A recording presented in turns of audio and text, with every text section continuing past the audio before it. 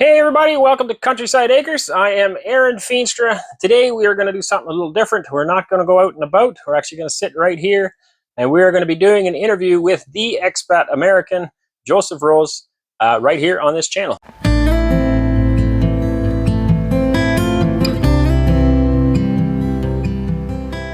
Welcome to Countryside Acres, Joe. Thanks for having me on, bud. It's good to finally talk to you. That's right. Although we haven't breathed the same air yet. So we've talked lots. Just on Telegram basically over the last year. I think it's almost a year. Yeah, almost a year. I think Balkovsky introduced us. That's right. Yeah. Yeah, I got to get him on here yet sometime too. So Yeah. I was hoping to do this in person someday. It would be nice to, maybe down in the future, we'll get around to that.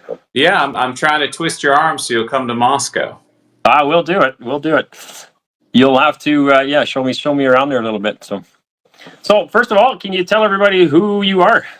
Where'd you come from? Yeah, definitely. I am from small town Florida. So believe it or not, if you think you know me, I was raised a country boy. A month didn't go by where I didn't have a drill or a shovel in my hand. And then when I became an adult, I lived in the big city in New York City and in Hollywood, California. And I trained myself out of my country accent. I thought about doing it here today, but I'm not going to. Because if I do it, I might not stop. And then when I started having kids, I moved back to small town Florida, and I raised my 5 kids in small town Florida. But the last 2 years, I'm back in the big city in Moscow. So why did you move back? Well, I mean, why did I move back to the big city? I mean, it's just a coincidence. It wasn't my plan. Or you mean, why did I live in Florida? I mean, my wife is Russian, and she was homesick.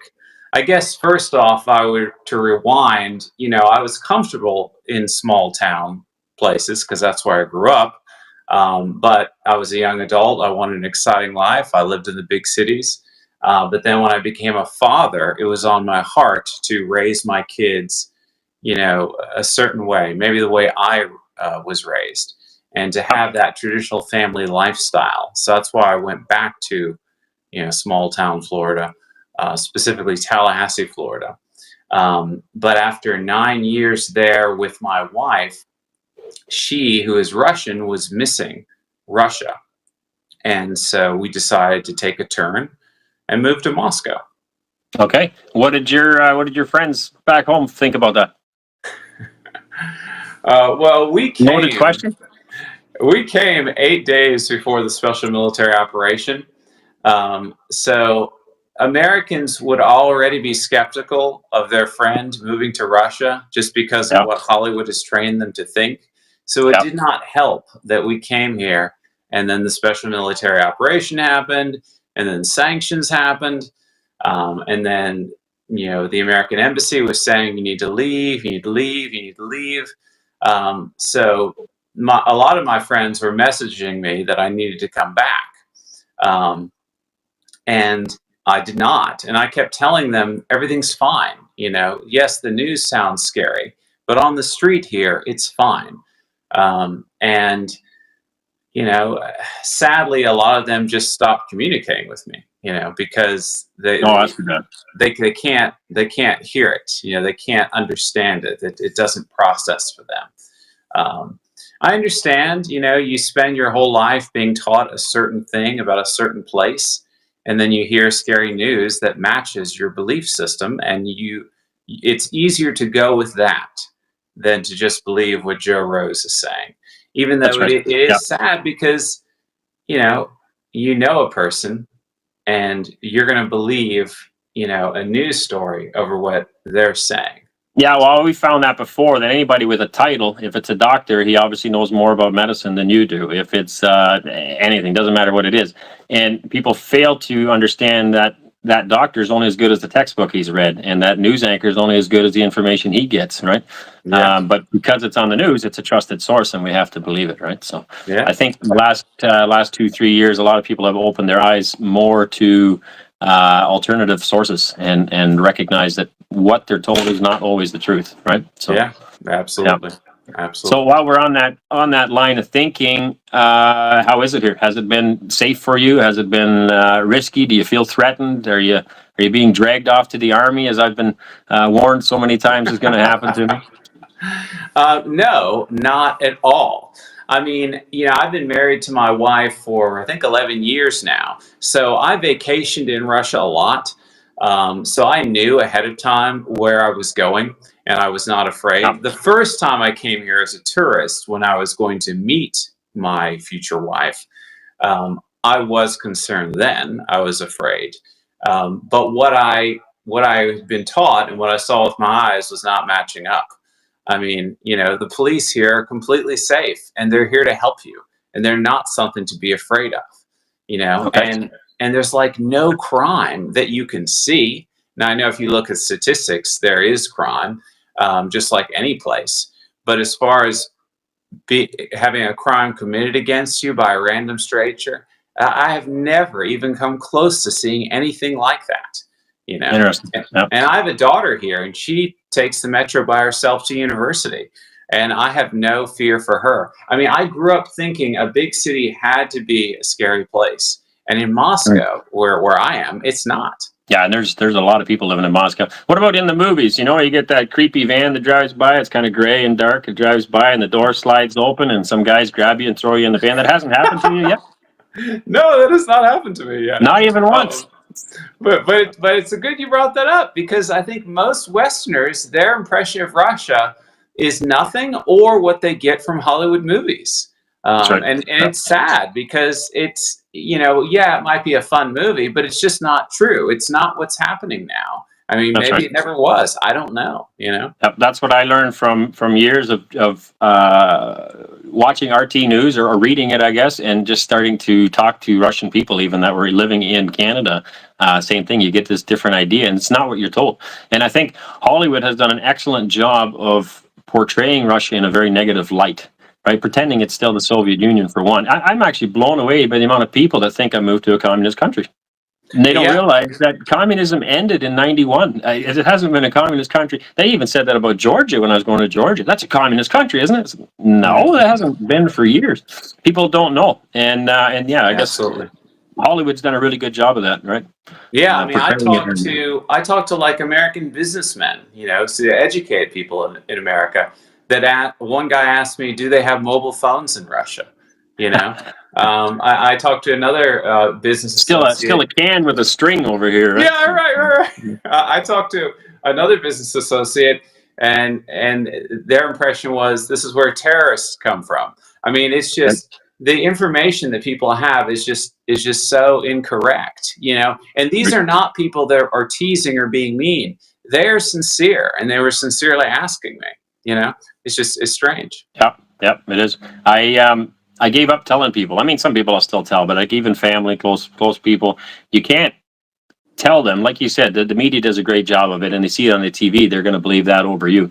And so I decided that I'm going to stop telling people how good it is. They can just watch the videos. They can see for themselves. If in 6 months I'm still not in jail, then hey, it must not be that bad, right? So, and then obviously through this will hopefully help. They can, talk to you. How long have you been here now? So we came here 8 days before the special military operation, so it still feels relatively fresh for me. And like you, I mean, we're making the videos, and I'm telling people, watch the videos, and that's why I try to make the videos exciting and fun and interesting, because I'm competing against kitty cat videos, and I want the truth to get out to the West, that Russia is a normal place, and that's also why I try and do fewer shows like this. I do these shows when I want to talk to someone who's not living near me in Russia. But aside from that, I like to be out on the street, like actually showing it, because it's hard to argue with what people see. I can tell you Russia's great, but if I show you, that's even better. Okay, so while we're on that subject, then maybe tell everybody your YouTube channel here. Oh, sure, yeah. So the name of the channel is EXPAT American. And like I said, I was a country boy in Florida, and then I was a big city guy working in the movie business in Hollywood, California. And I came here because it was a cheaper place to send my 3 adult children to university, and it was time for one of my younger children to go to grade school. So we weren't fleeing from America. We hope America does well. We like the idea of America. We think America's having a hard time right now. Yep. But when we got here and the new Cold War began, I was sick. I was concerned, did I make a mistake? But we have been completely safe. And then I realized I'm a guy who knows how to make movies, who is an American, who is here in Russia at this odd time in history where there's a new Cold War. I can get out my phone, I can make videos, I can make them cool, people will watch them, and maybe I can do my part to bring about peace quicker and make the world a better place. Bring the two sides together. Exactly. Yeah. So our focus is, well, we started YouTube actually just to share videos. I think I shared on your channel there that we used to live in Saskatchewan. All our family was in Ontario. And so to send videos back to family members, mostly my mother-in-law, you can only send certain length videos through, WhatsApp or Telegram, whatever it is. And so she encouraged us to start YouTube. I actually had no desire to do YouTube. We were very private people, and that's where it began. So, but our focus has been mostly on agricultural related stuff. Obviously, I'm a farmer, I'm a carpenter, and that's what we focus on. For you, not so much farming stuff. What are you focused on your channel? Well, I'm in Moscow, so I'm in a big international city, and so a lot of it is me going out on the street and showing people just everyday life in Moscow. I've got a lot of kids like you, not as many. I've only got 5. But so it is a family show like yours, but it's in Moscow instead of further out into Russia. And, we're just, we're covering different topics. I've gotten to speak at different, I spoke in Russian Parliament and different conferences, and we're trying to help Russia be more accommodating for people like you and I, Westerners with traditional family values that want to come to Russia. So we want to help break down those barriers because Russia is concerned. They don't want Westerners coming that are going to try and change their culture or damage their country. Yeah, absolutely. Every country should be concerned of that. Yeah, but at the same time, Russia does need more people. So our message is to the West, hey, look, Russia is a traditional family values place. It's a good place. They're not the bad guys. We do not need to have a Cold War with these people. And the primary hope is that Westerners would see this, they would learn this, and they'd put pressure on their governments to lay off of Russia. But the secondary hope, if that doesn't happen, is Westerners that are for traditional family values that are living in the West that are thinking, my country's crazy, what's going on, everything's falling apart.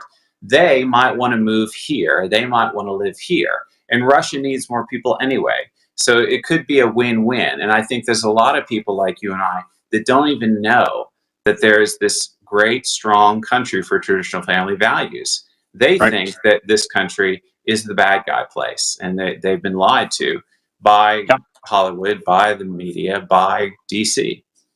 Yeah, absolutely. I know a lot of people in my sphere, and not YouTube, just in my personal sphere of influence, that are looking for other options. But then, they're like, well, there is no other option. What else are you going to do?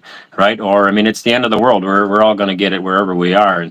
And they just don't see Russia. It's not even considered. Like you said, because of the media, I believe, it's not considered an option.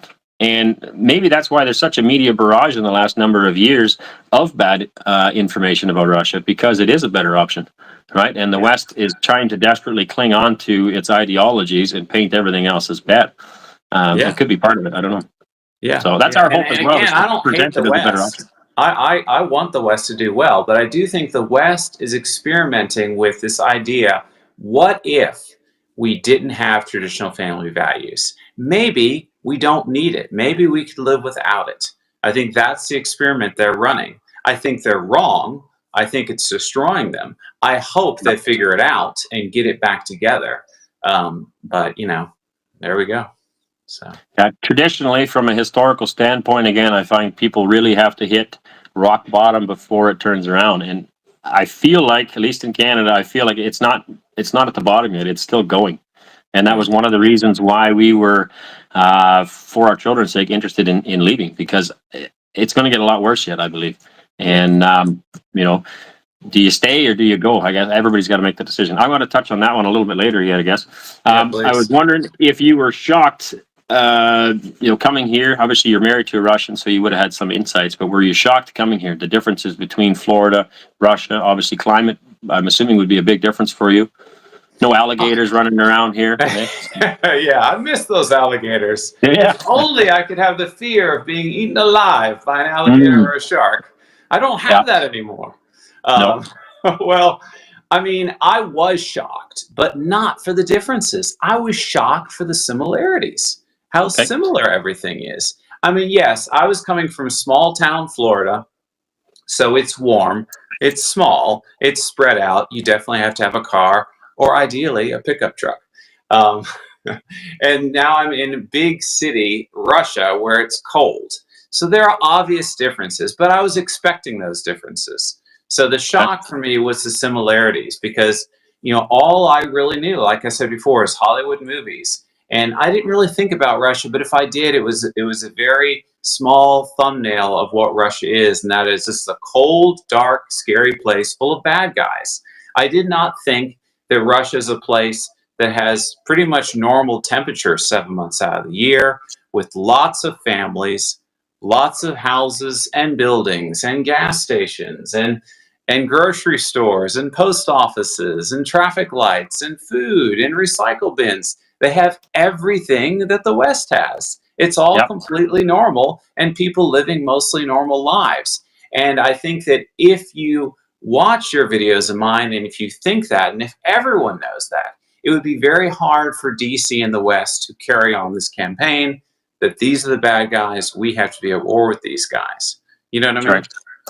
Yeah, ordinary citizens living ordinary lives, right? So, for the most part. You spend most of your time in Moscow, though. I know some of your videos you have gone out of the city, you have seen other areas, so your opinions are not just based on Moscow. Like I've been told before that Moscow is kind of the crown jewel. It looks a lot nicer, and the rest of the country is kind of dilapidated. Same thing you hear when people go to Cuba, right? The resort is beautiful, but if you step outside of that, it's bad. What's your experience there? Yeah, that's a very good question. I'm glad you asked that, because I do think there are a lot of Russians that appear in the comments I get to be bitter about Moscow.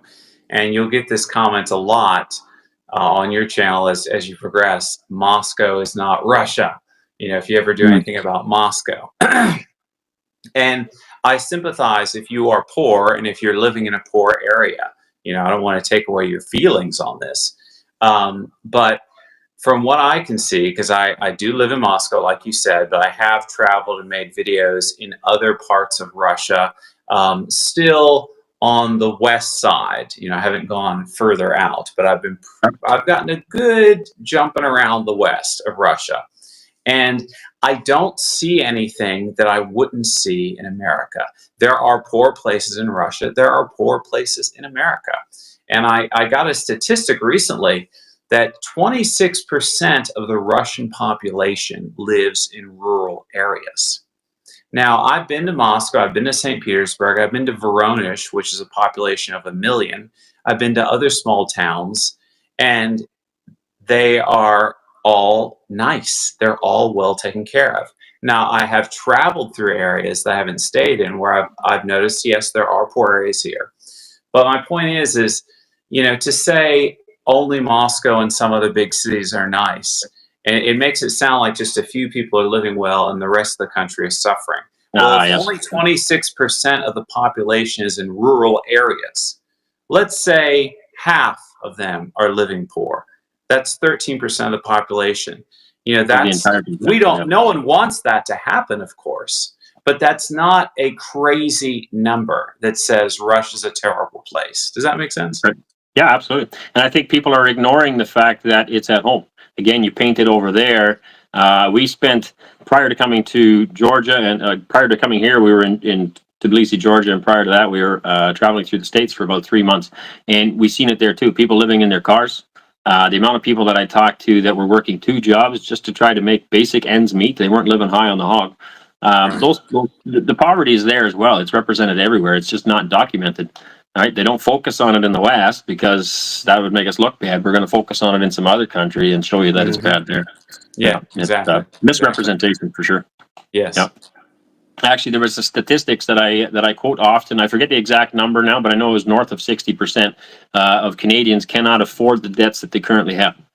Wow. Meaning that they borrow more money every year just to make, to stay at the status quo. There's no hope in that. It just gets worse and worse and worse and worse. And if you can't find a better job to help pay for those bills, you have two options. Either you need to make more money, or you need to spend less, right? So with taxes increasing, now we've got carbon tax in Canada as well. It's on top of our heating bills that were already bad enough. It creates for desperation. But they don't report that at home, right? So that's not a popular thing. Right. Wow. I think you covered this already. I was going to ask your reason for moving and how well your children adapted. You did touch on it a little bit, but maybe you can go in a little more depth on the children. Yeah. Well, I mean, again, we weren't fleeing from America. It just was a coincidence.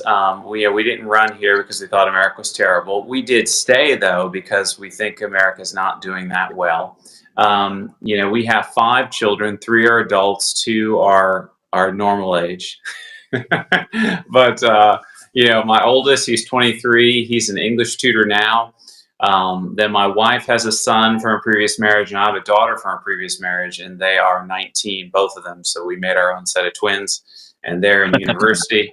One's at MGU, my daughter, and my wife's son is at Bauman. And for my 23-year-old son and her son, they are not really political. They think the West is cool. They think Russia's cool. They're like, whatever.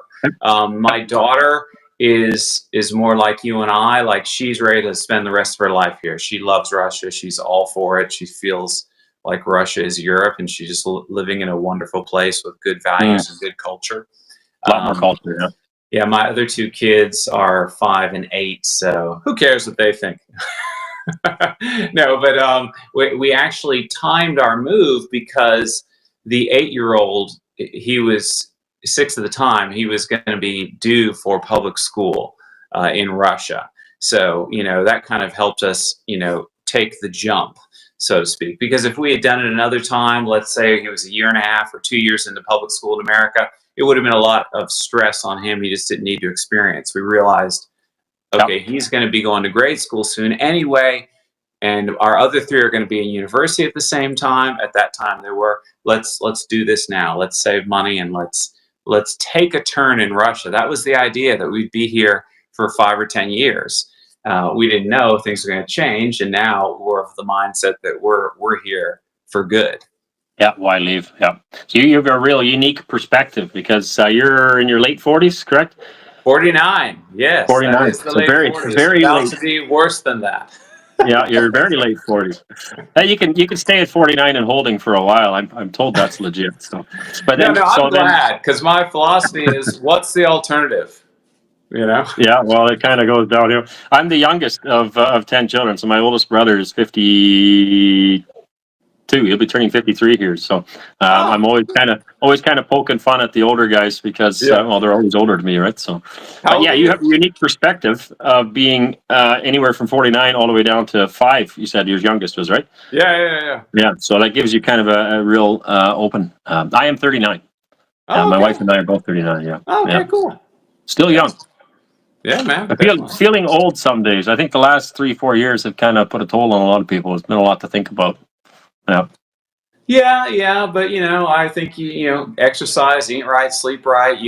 There's a lot within your control. When you're young and you're not feeling well and you're unhealthy, you tell yourself, "Oh, I need to do more. I'm unhealthy." When you're old, then you don't feel well, you say, "Well, I'm old." Well, are you really old? Maybe you just need to. A lot of it's between the years. Yeah, absolutely. Do you have any regrets about moving? Is there ever a time where you consider you should go back home or you should have stayed? So when I first got here and then the special military operation happened, I did feel a little bit ill, and I did wonder, did we make a mistake? And it's an interesting question because, I don't think that now. I'm glad we stayed. I'm glad we didn't flee. A lot of people did. I mean, it's funny because the Westerners were running away right after we got here. But no, I am not sorry. I do not regret it. I remember being 45 in Florida and being successful and thinking, is this it? I'm just going to grow old and die now. Or does my life have some other purpose? You know? absolutely. And we moved here, and I didn't really have much of a plan for what I was going to do. And then it looked like the end of the world was coming, and I felt ill. Did I make a mistake? And then I decided to start the channel, which I never would have started had these terrible times hadn't happened. But now it has given me a chance to speak to the world and promote traditional family values and hopefully make a difference.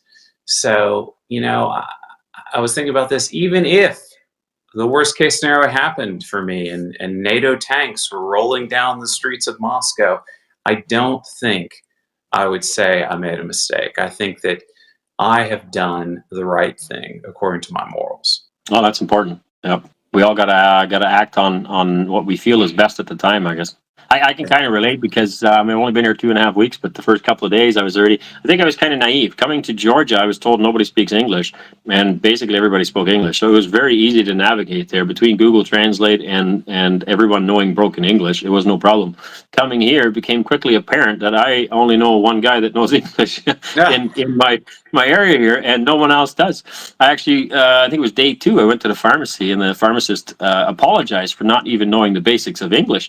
And I thought, well, that's kind of odd. I'm the one in Russia. I mean, I should be the one apologizing, right? Not her.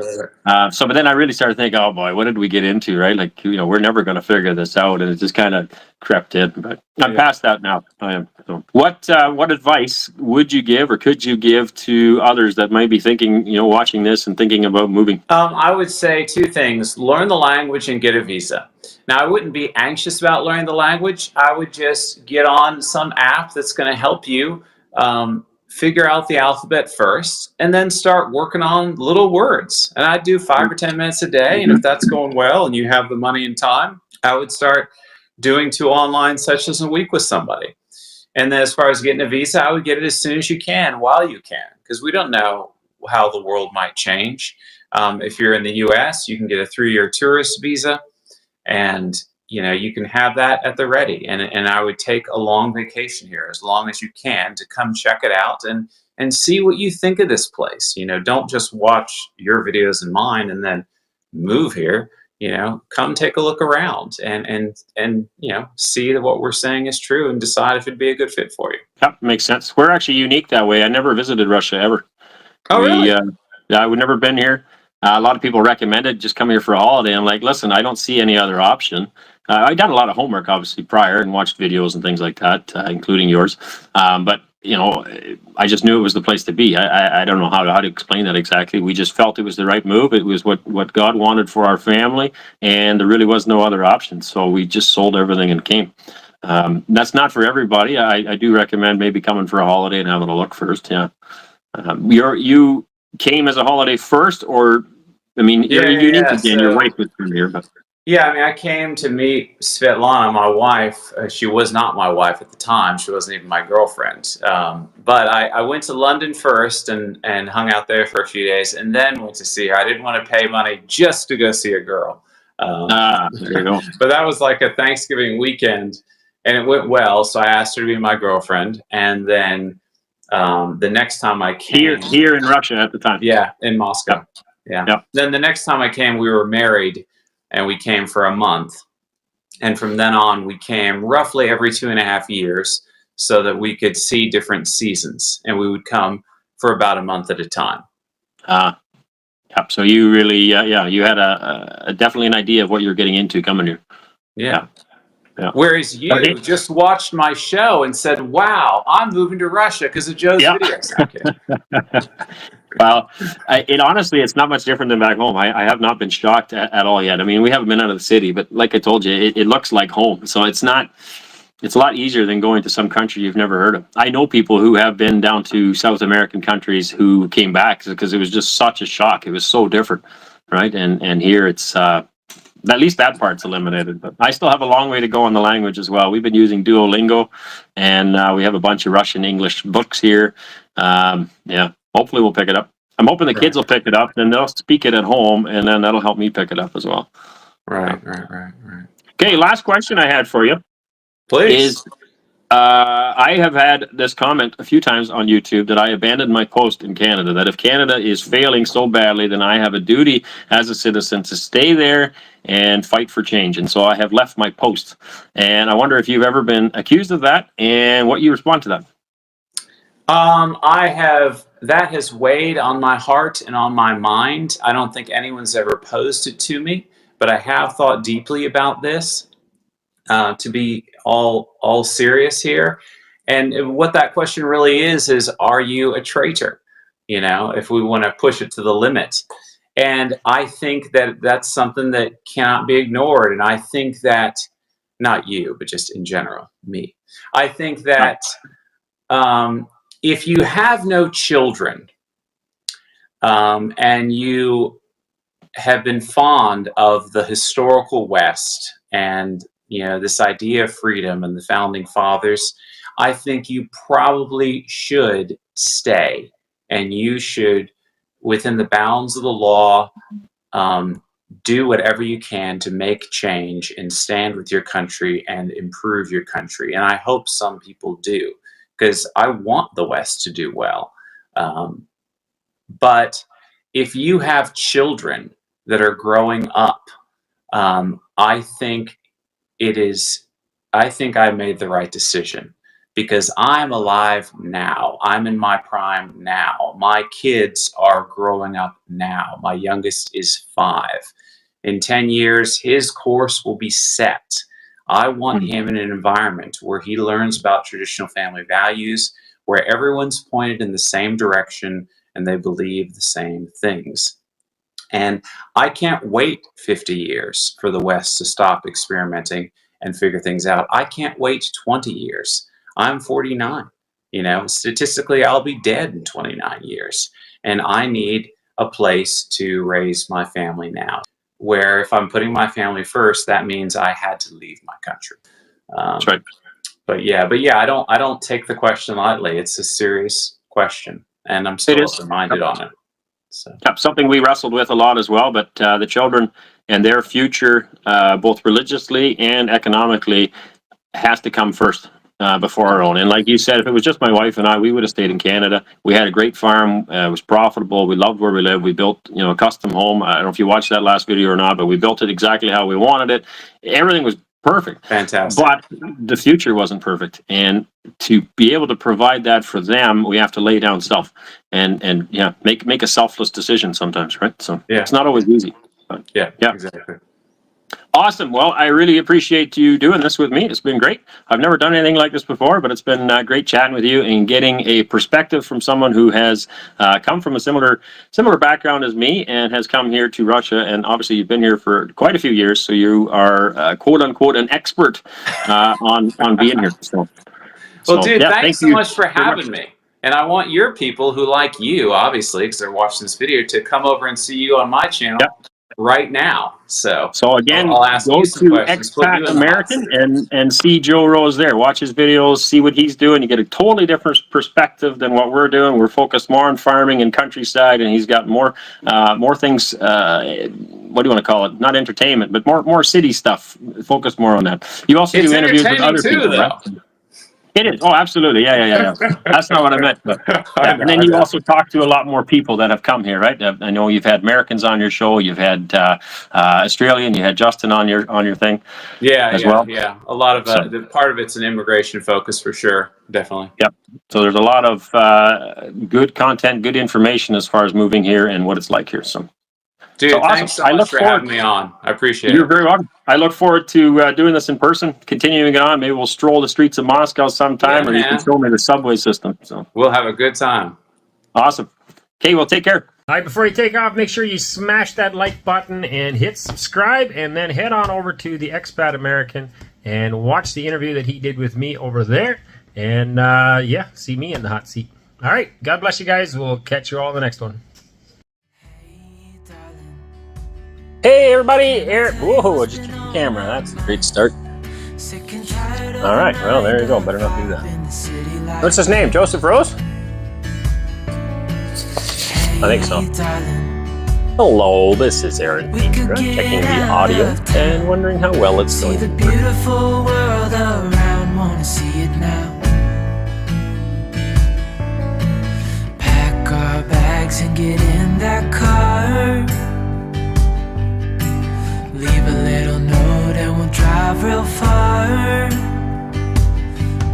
get out, we can leave this city. Let's drive to the open air. Yeah, the countryside is so pretty.